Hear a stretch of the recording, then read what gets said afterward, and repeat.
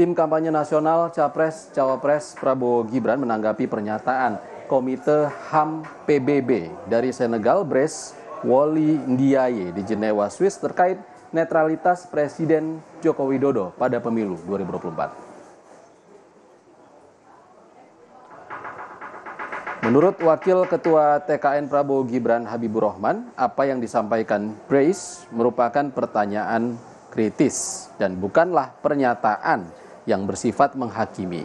Karena itu, ia menganggap itu merupakan hal yang wajar dalam demokrasi.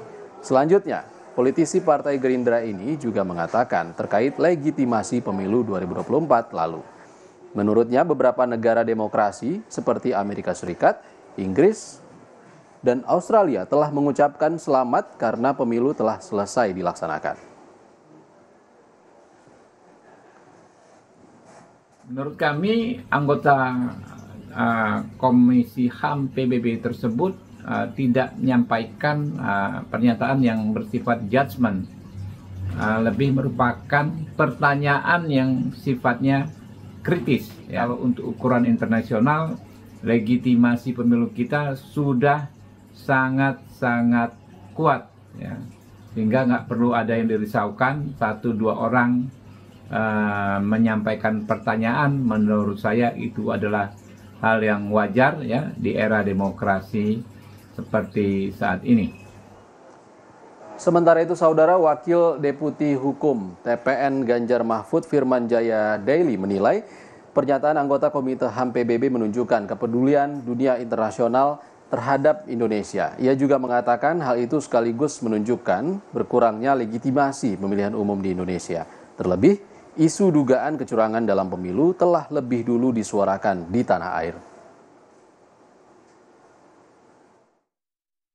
Bahwa dengan adanya pernyataan ini, apalagi bersifat internasional dan berkaitan dengan sidang resmi Dewan HAM PBB, maka ini menyentuh soal berkurangnya, hilangnya legitimasi pemilu Pilpres di Indonesia.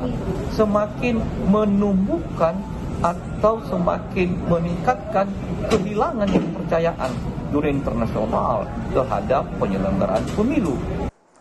Sebelumnya, Saudara, anggota Komite Hak Asasi Manusia PBB dari Senegal, Brice Oligui Ndiaye, mempertanyakan netralitas Presiden Joko Widodo pada pemilu 2024 terkait pencalonan Gibran Rakabuming Raka sebagai calon wakil presiden. Pertanyaan ini diajukan pada sidang Komite HAM PBB di Jenewa, Swiss pada 12 Maret lalu.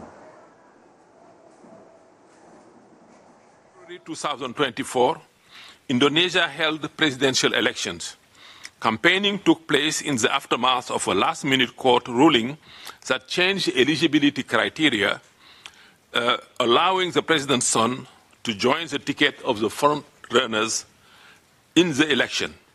What measures are in place to ensure that high-ranking officials, including the presidents, are prevented from unduly influencing the electoral processes?